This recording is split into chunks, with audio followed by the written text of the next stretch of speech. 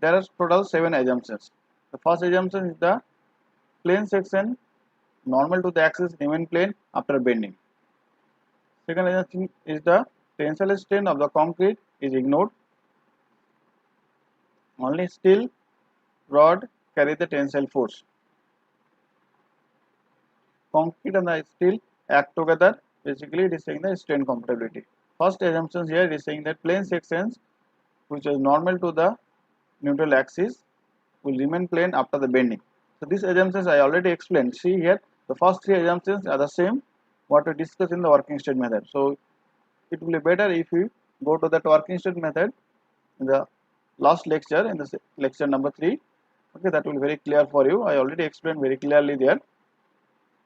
So here it is saying that with the section which was normal to the neutral axis, which is normal to the neutral axis, okay, which was 90 degree to the which was 90 degree to the neutral. Suppose this is the neutral axis, it was 90 degree to the neutral axis before bending. After bending also it will be 90 degree. And second is that tensile strain of the concrete is ignored. It is saying that tensile, whatever the tensile strain is occurring in the concrete, that will be carried by the reinforcement. Here if you see the below figure, so this is your concrete cross section and we have provided some reinforcement here. So though there is some concrete below here, that concrete also can carry some amount of tensile load or tensile stress, but for design purpose we will ignore that strain of the concrete. So whatever the stress will occur, that stress must be carried by the reinforcement only. So here whatever the tensile force is generating, that force will be carried by the reinforcement. So here you just see we are representing by one line here. Okay, that line basically is saying that the whatever the stress is generating due to the load, all the stress will be carried by the reinforcement only. Third assumption, strain and the steel act together. It is saying that when you are embedding the reinforcement in the concrete, there will not be slippage between the concrete and the reinforcement. So basically there is a total compatibility of the strain. So strain in that surface of this in the reinforcement will be the same which is in the concrete. And the surface between the or contact surface in the contact of that the contact surface between the reinforcement and the concrete, okay, the strain will be the same. Now fourth assumption here is saying that maximum strain in the concrete and outermost compression fiber is taken as 0.0035. Okay, when the concrete beam or concrete slab is bent or it is under the compression, and that is saying that the maximum compression strain or the strain which is occurring to the compression must be limited to 0.0035. This is the different from the working state method. Working state method, the saying that stress and strain is linear. Working state method do not provide any limit for the strain, but in case of limit state method, it is saying that under compression the strain must be limited to 0.0035. The fifth assumption is saying the stress block may be assumed to be rectangular, trapezoid, parabola, or any other shape which result in prediction of the strain is substantial agreement with the result of the test. What it is saying? It is saying that whenever we are representing the stress, okay, in the working state method, we will find that strain is proportional to the stress. There we have learned that strain and stress must be in the elastic zone. So what we have learned? There we have learned that if this is your neutral axis, along the depth, strain will be linear. Since strain and stress is in the linear zone, in the elastic zone, then stress also will be similar figure to the strain. So in the working state method, what we have observed that strain diagram as well as the stress diagram both are triangular in nature.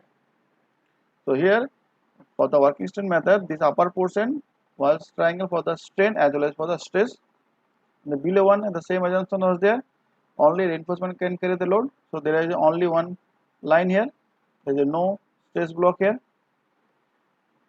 Now working strain method is saying that it will differ from the limit state method is saying that it will differ from the triangular one.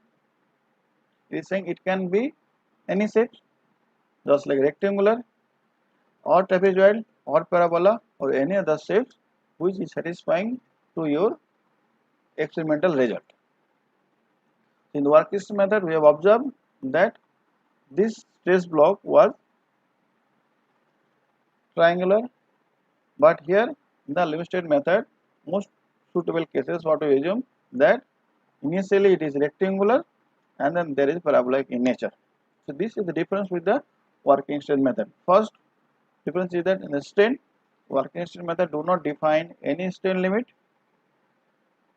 but limit state method define that in the under compression the strain limit must be to 0.0035, and second one assumptions is that stress block can be any shape. Instead of triangular one what we observe in the working strain method, it can be any shape, rectangular, rectangular, parabola or any other shape which is satisfying to your original experimental testing.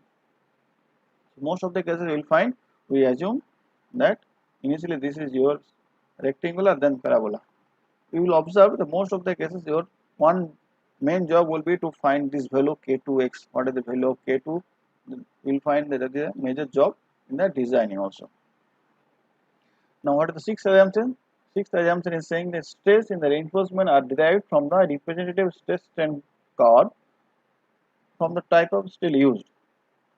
Okay, so it is saying that if you are using mild steel or if you are using Fe415 or if you are using other grade of steel, then it should be derived from the representative stress strain graph. And for the design purpose, partial safety factor of 1.15 is used. So 1.15 means whatever the stress you are getting, yield stress you are getting for that steel or for the reinforcement, that stress should be reduced to, or you can say allowable stress will be reduced to that yield value divided by 1.15. So if you find, if you calculate it, will come 0.87 Fy. So whatever the yield value is coming, we will consider 87% of that value.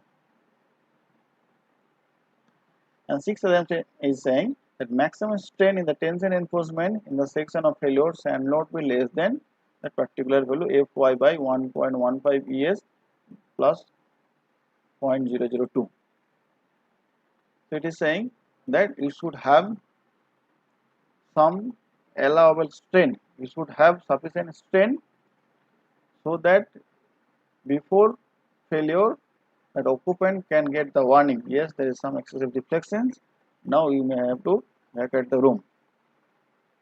Okay, so it is saying that strain should not be less than Fy by 1.15 ES plus 0.002. So how it is coming? So since we have this strain is saying this is strain value, it basically if we draw one vertical line from here, we will find this is intersecting here. It is saying that strain should be that particular value. But the strain should not be less than that particular value. Strain should not be less than this value. It should be more than that, so that there will be sufficient displacement, so that occupant can have a warning before the failure. So how this value is coming? So if you draw a vertical line here to intersect here, it is saying that this value basically how much? 0.002, okay, plus basically that strain which is occurring to the linear. So how it is coming? Fy by 0.1.15, that is coming 0.87. So whatever the strain is coming due to the 87% of yield value. Okay, since the steel initially behave linearly before going to the yield value. Okay, the line is very straight. The steel you will find, if you conduct one test, tensile test, you will find that stress. If you draw the stress strain graph, you will find that initial portion is sufficiently straight before reaching to the yield value. So now if you are reducing to 87% of it, then also it will be linear. So what happened, what we are doing, we are calculating the strain, the elastic zone. So 87% of Fy, so 8 Fy by 1.15, that is coming 87. So 0.87 Fy by Young modulus, that is strain, plus this strain value 0.002. It is saying that before failure, the strain shall not be less than that particular value. These are the assumptions are there in the limit state. So I hope it is clear to you. So for the reference, you also can visit IS 456 section 38.1. You will get that all the details.